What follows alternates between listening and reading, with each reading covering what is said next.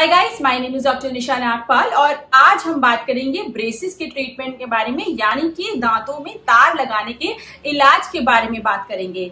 हम इस वीडियो में जानेंगे किन लोगों को जरूरत होती है दांतों में तार लगाने की, ब्रेसेस ट्रीटमेंट कराने की। हम जानेंगे कितने टाइप्स के होते हैं और उसकी एज क्या होती है, बेस्ट एज ब्रेसेस का ट्रीटमेंट करवाने के लिए, क्योंकि बहुत से लोग कंफ्यूज होते हैं कि क्या हम इस एज में ब्रेसेस का ट्रीटमेंट करा सकते हैं या नहीं करा सकते। तो आप इस वीडियो को देखिए और आपकी कंफ्यूजन हो जाएगी क्लियर। और हम जानेंगे कॉस्ट के बारे में, खर्चे के बारे में भी जानेंगे, वीडियो के एंड के बारे में बात करेंगे। तो आप बने रहिए मेरे साथ एंड तक वीडियो में। और अगर आपको मेरी वीडियोस अच्छी लगती है, इंफॉर्मेटिव लगती है, तो मेरे चैनल को सब्सक्राइब कर लीजिए और बेल आइकन को भी प्रेस कर लीजिए, ताकि जब भी मेरी नई वीडियो आए तो आपको नोटिफिकेशन मिल जाए।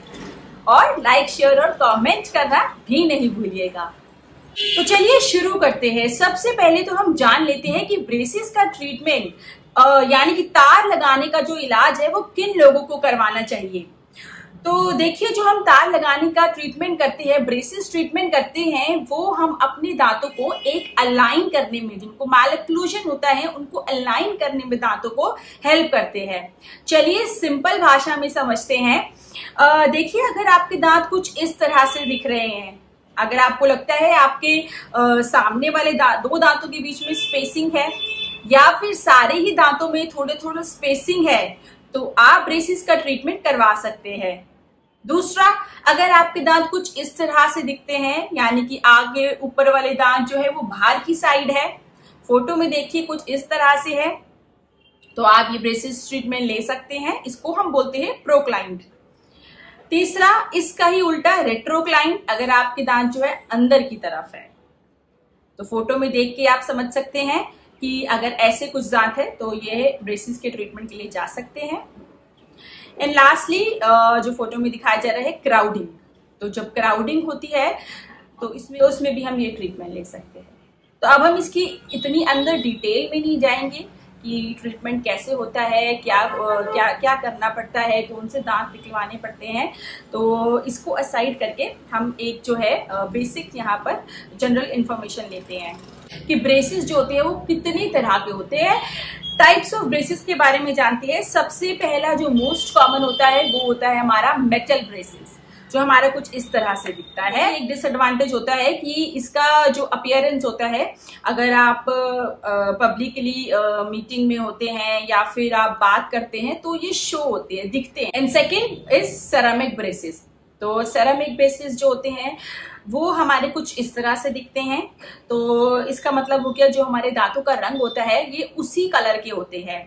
तो इसमें क्या है कि ये अगर हम किसी से बात करेंगे या फिर हम किसी मीटिंग में हैं तो फिर ये हमारे सामने वाले को शो नहीं होंगे। अगर जो वर्क होता है, जो काम होता है, वो सबका एक जैसा ही होता है, चाहे आप मेटल वाले लगवाओ या सेरामिक लगवाओ। हाँ, कॉस्टिंग की यहाँ पर जो होती है थोड़ी सी डिफरेंस हो जाता है, बट वो हम एंड में बात करेंगे।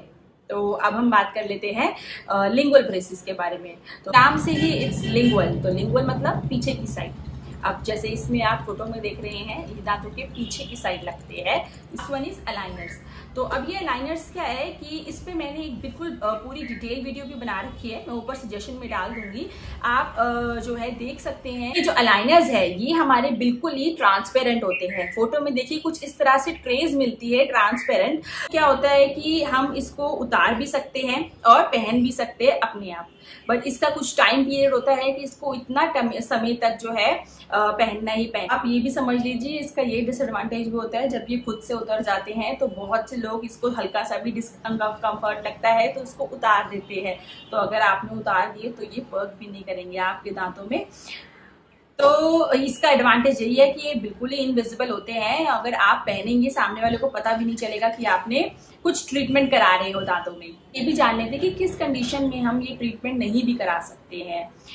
मगर अगर आपको ये प्रॉब्लम्स है तो पहले इनका इलाज करवाइए, फिर उसके बाद आप इस ट्रीटमेंट के लिए जाइए। तो सबसे पहले, अगर आपके मुंह में अल्सरेशन है, अल्सर्स होते हैं, जल्दी से अल्सर्स हो जाते हैं, जिंजिवाइटिस की प्रॉब्लम है, मसूड़ों से खून आता है, या फिर मसूड़े गम रिसेशन है, आपको स्वलन रहते हैं, पेरिडोंटाइटिस की कंडीशन है, कैल्कुलस प्लाक जो है आपके हार्ट सब्सटेंस मुंह में जमा हुआ है, आपकी जो गम हेल्थ है, मसूड़ों की हेल्थ है जो आपकी अच्छी नहीं है अगर, तो इन कंडीशंस में क्या होता है कि पहले इन कंडीशंस को जो है ट्रीट करा जाता है, उसके बाद ही ब्रेसिस का ट्रीटमेंट कराया जाता है। बात कर लेते हैं एज। तो एज का बहुत से लोग आते हैं, वो पूछते हैं कि क्या अब हम ये ट्रीटमेंट करा सकते हैं? अगर हम 30 ईयर्स के, 35 ईयर्स के हैं, हम इस ट्रीटमेंट के लिए जा सकते हैं। तो देखिए, मैंने जैसे आपको बताया कि अगर आपकी ये सारी जो प्रॉब्लम्स अगर आपको है, तो इसका मतलब पहले आपको ये ट्रीट कराना पड़ेगा, फिर आप ब्रेसिस का ट्रीटमेंट करा सकते हैं। बेस्ट एज में अगर आपको बताऊं ब्रेसिस के ट्रीटमेंट की, तो वो होती है टीन एज। 12 से 18 साल तक ये बेस्ट एज होती है, क्योंकि इसमें हमारी जो बोन की डेंसिटी है वो कम होती है, तो में कम फोर्स लगेगा। जितनी बोन डेंसिटी की डेंसिटी बढ़ती रहेगी, तो उतना ज्यादा फोर्स लगाना पड़ेगा, और रिजल्ट्स का भी 100% श्योरिटी नहीं आती। तो बेस्ट एज तो 12 से 18 साल हो गई, मगर अगर आप चाहें तो आप 40 साल तक, 45 साल तक भी ये ट्रीटमेंट करा सकते हैं।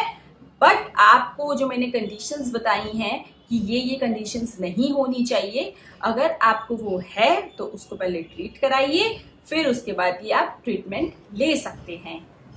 तो हमने बात करी थी कॉस्टिंग के बारे में, खर्चे के बारे में जान लेते हैं। सबसे पहले मेटल ब्रेसेस की बात करें तो ये हमारे 20 से 25 हजार रुपये लगते हैं।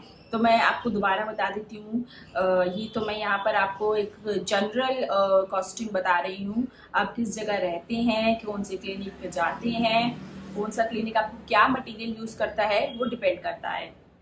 दूसरी बात कर लेते हैं सेरेमिक ब्रेसेस के बारे में। इसमें आपके 35 to 40,000 का खर्चा आ सकता है। फिर हम बात कर लेते हैं लिंगुअल ब्रेसेस के बारे में, ये हमारा 80,000 तक का खर्चा आ सकता है। लास्टली जो है अलाइनर्स के बारे में, ये 1-1.5 लाख रुपए तक का इसमें खर्चा आ सकता है। तो आज की वीडियो तो बस यही तक ही थी। मिलते हैं नेक्स्ट वीडियो में, ऐसे ही मेरे साथ बने रहिए। Thank you so much.